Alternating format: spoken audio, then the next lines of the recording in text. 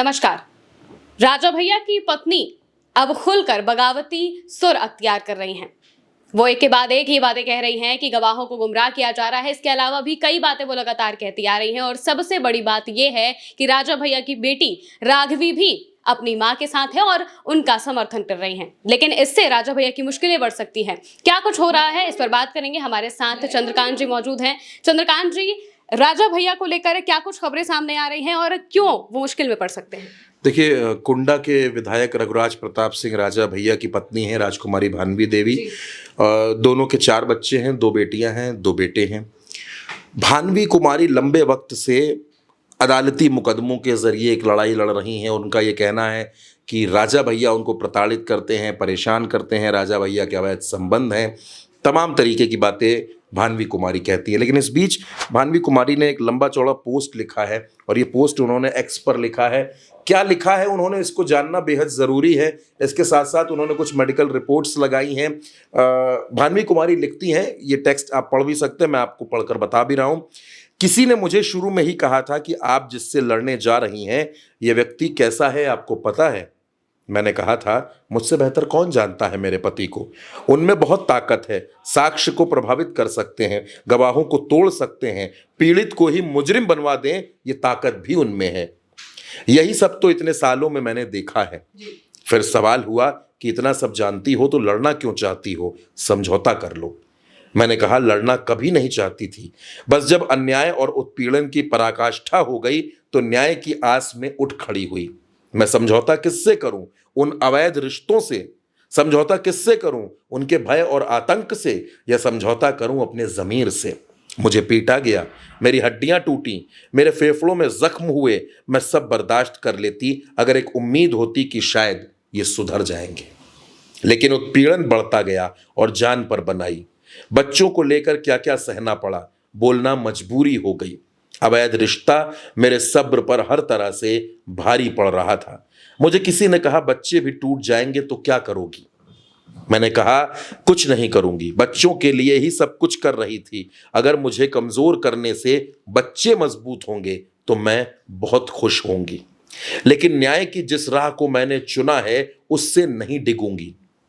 मुझे अंदर से बुरी तरह मार दिया है। अगर मैं जिंदा नहीं भी रहूंगी तो क्या हुआ? दुनिया कहेगी कुछ भी। एक ऐसे व्यक्ति से सच्चाई के लिए लड़ी जिससे हर कोई डरता था। उत्पीड़न को मजबूर लड़कियों का अन्याय से लड़ने का हौसला बढ़ेगा। जो डर लोगों ने मुझे दिखाया था आज वही हो रहा है। गवाह धमकाए जा रहे हैं, गलत गवाही दिलवाई जा रही है। धन बल और बाहुबल के आतंक से उन सभी को डराया धमकाया जा रहा है जो सच जानते हैं, बोल सकते हैं। लोग मुकर रहे हैं, जो नहीं मुकरे हैं हो सकता है आने वाले दिनों में मुकर जाएं।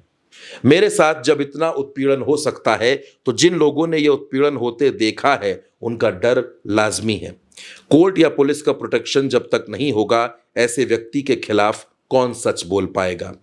कोई ना बोल पाए, हर कोई डर जाए, लेकिन सच मेरे साथ हुआ उत्पीड़न आज भी बोल रहा है। मेरी टूटी हुई हड्डियां जो गलत जुड़ गईं वो सच बोल रही हैं। एम्स की रिपोर्ट और अन्य मेडिकल रिपोर्ट सच्चाई चीख चीख कर बयान कर रही हैं।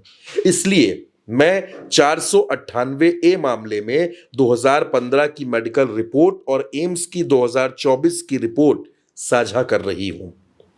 इन्हें किसी गवाही की जरूरत नहीं है।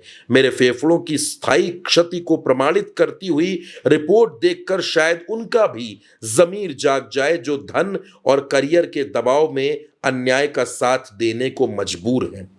ये सब इसलिए लिख रही हूं क्योंकि कल जब दिल्ली पुलिस जांच के लिए लखनऊ गई तो मेरे गवाहों को काफिलों में आए प्रभावशाली लोगों ने इस कदर धमकाया कि वे डर के चलते पीछे हट गए। सवाल लाजमी है, अगर गवाह ही डर जाए तो मुझे न्याय कैसे मिलेगा?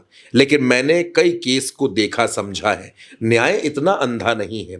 पुलिस कोर्ट जरूर देखेगी कि वो गवाही किन लोगों से और किसके खिलाफ लेना चाहती है। क्या गवाहों को कोई संरक्षण मिला है? वे आज गवाही देंगे, कल उनकी हत्या भी हो सकती है। ये डर स्वाभाविक है। जब मैं इतना डरी हूं तो गवाहों का डर लाजमी है। ये धमकियां सिर्फ मुझे चुप कराने की नहीं, बल्कि सच्चाई और न्याय की प्रक्रिया को कुचलने की कोशिश है। सवाल बस एक है कि क्या एक महिला की पीड़ा सत्ता और शक्ति के आगे यूं ही दबा दी जाएगी?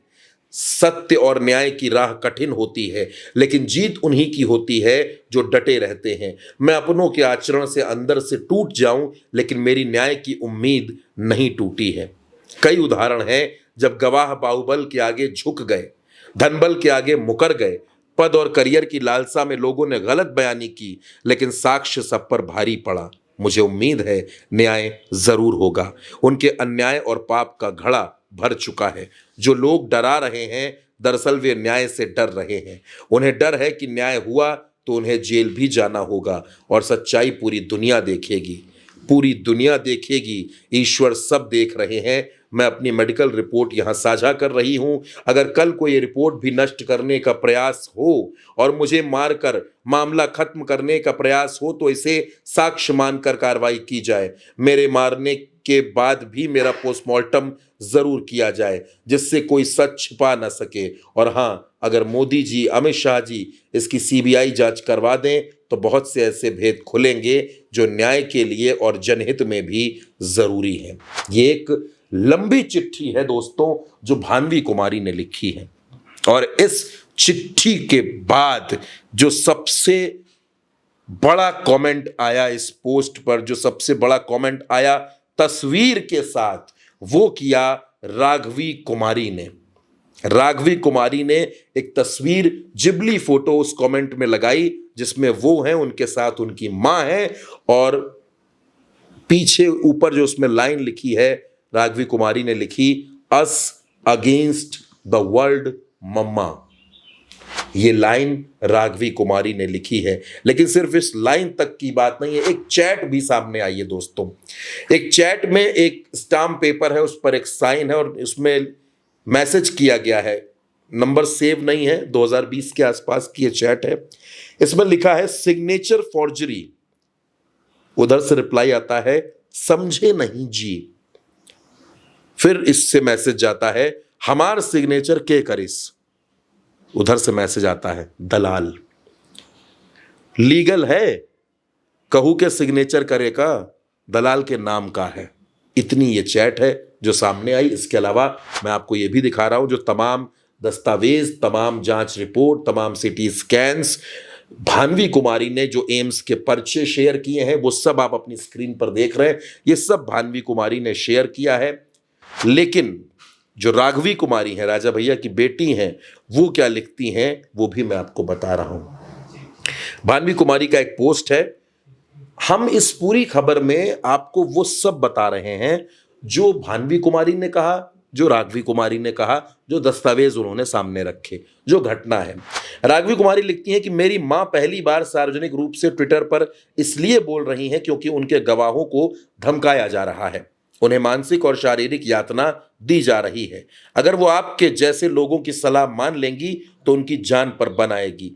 जब आप मेरी मां की सुरक्षा की जिम्मेदारी नहीं ले सकते तो कृपया ऐसे समय में अपनी टिप्पणियां करने से परहेज करें। यह लड़ाई उनकी मजबूरी है, न कोई स्वार्थ है।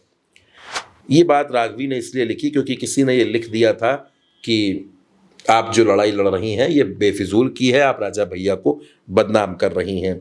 इसके अलावा राघवी कुमारी ने कुछ तस्वीरें डाली हैं जिसमें एक पुरुष दिख रहा है, एक महिला दिख रही है, 2-3 ऐसी तस्वीरें हैं, वो भी मैं आपको दिखा रहा हूं। उसमें राघवी कुमारी ये लिखती हैं कि मैं ये तस्वीरें और एक स्क्रीनशॉट भी सबूत के तौर पर साझा कर रही हूं, जिसमें यह व्यक्ति खुद स्वीकार कर रहा है कि मेरी मां के फर्जी हस्ताक्षर इस्तेमाल किए गए हैं, जैसा कि मैंने आपको भी एक चैट के बारे में बताया था। यह व्यक्ति 2 साल पहले हमारे घर आया था और मेरी मां की मदद के लिए बस्ती से आए स्टाफ को धमका रहा था। यह सिर्फ उस दिन की कहानी नहीं है, यह सिलसिला पिछले कई वर्षों से चल रहा है। मेरी मां ने 30 साल तक सब कुछ सहन किया, घरेलू हिंसा, अपमान, धोखा, विश्वासघात, यहां तक कि स्वास्थ्य पर हुए स्थायी नुकसान, लेकिन उन्होंने कभी इसे सार्वजनिक नहीं किया। गवाहों को धमकाया जा रहा है। यूपी पुलिस खुद स्वीकार कर रही है कि एफआईआर बेबुनियाद है, लेकिन हाई प्रोफाइल मामला होने के चलते कोई कार्रवाई नहीं कर रही। तब हमारे पास सोशल मीडिया पर अपनी बात रखने के अलावा कोई और रास्ता नहीं बचा है। मैं रोज अपनी मां को इस मानसिक और शारीरिक यातना में टूटते हुए देखती हूं और मेरा दिल दुखी हो जाता है। क्या इस सरकार से इतनी भी उम्मीद नहीं कि वह अवैध एफआईआर, सत्ता के दुरुपयोग और महिला पर हो रहे अत्याचारों को रोके? कब हमें निष्पक्ष सुनवाई और न्याय मिलेगा? ये लड़ाई पैसा, संपत्ति या अहंकार की नहीं, सिर्फ जीने के अधिकार, आत्मसम्मान और न्याय की लड़ाई है। मैं हाथ जोड़कर सरकार, प्रशासन और समाज से अपील करती हूं कि कृपया अब तो सुनिए, कृपया अब तो हस्तक्षेप कीजिए, एक बेटी की पुकार को सुना जाए। ये बात राघवी कुमारी लिख रही हैं। एक और पोस्ट राघवी कुमारी करती हैं। उन्होंने लिखा, खेती के सबूत होने के बावजूद सरकार ने मेरी मां की जमीन छीन ली, उनके संपर्क विवरण बदल दिए, कोई नोटिस नहीं भेजा। एक धोखेबाज वकील ने अदालत में उनका प्रतिनिधित्व किया। मिली भगत अपने सबसे बुरे रूप में आप इस अन्याय को बढ़ावा देंगे या निष्पक्ष सुनवाई सुनिश्चित करेंगे? ये मैंने आपको तमाम पोस्ट बताए, तमाम कहानियां बताई, तमाम स्क्रीनशॉट्स दिखाए और वो दस्तावेज दिखाए जो भानवी कुमारी ने साझा किए हैं। कुल मिलाकर महिमा, कहानी पूरी ये है कि राजा भैया की पत्नी की जो ये लड़ाई है, उस लड़ाई में उनकी बेटी राघवी भी उनके साथ खड़ी हो गई हैं और वो ये बात कह रही हैं कि मैं खुद देखती हूं कि मेरी मां के साथ अन्याय हुआ है और इस लड़ाई में उनका साथ देना बेहद ज़रूरी है। अब परिवार की लड़ाई सड़क पर आ चुकी है। जो राज परिवार है, राजा भैया इतने बार से विधायक हैं, मंत्री रहे हैं और भद्री रियासत के वो युवराज हैं, सब कुछ है। अब वो लड़ाई सड़क पर है और पति पत्नी की लड़ाई बिल्कुल आर पार के दौर में है। अब इसमें आगे क्या कुछ होता है वो देखना होगा, लेकिन फिलहाल इस परिवार की लड़ाई में जिस तरीके से भानवी कुमारी को उनकी बेटी का साथ मिला है, अब इससे ये देखना होगा कि आगे इसमें क्या कुछ होता है। जी बिल्कुल। और भानवी कुमारी ने काफी आरोप लगाए हैं। इन आरोपों पर अभी तक राजा भैया की तरफ से कोई टिप्पणी नहीं की गई है, ना ही कोई रिएक्शन सामने आया है। लेकिन राघवी कुमारी जो है वो अब पूरी तरह से अपनी मां के साथ नजर आ रही हैं। क्या कुछ होगा आगे हम आपको आने वाले वक्त में जरूर बताएंगे। जो भी जानकारियां सामने आएंगी वो भी आपके साथ साझा करेंगे। फिलहाल के लिए मेरे यानी कि महिमा के साथ इतना ही। आप देखते रहिए भारत एक सोच।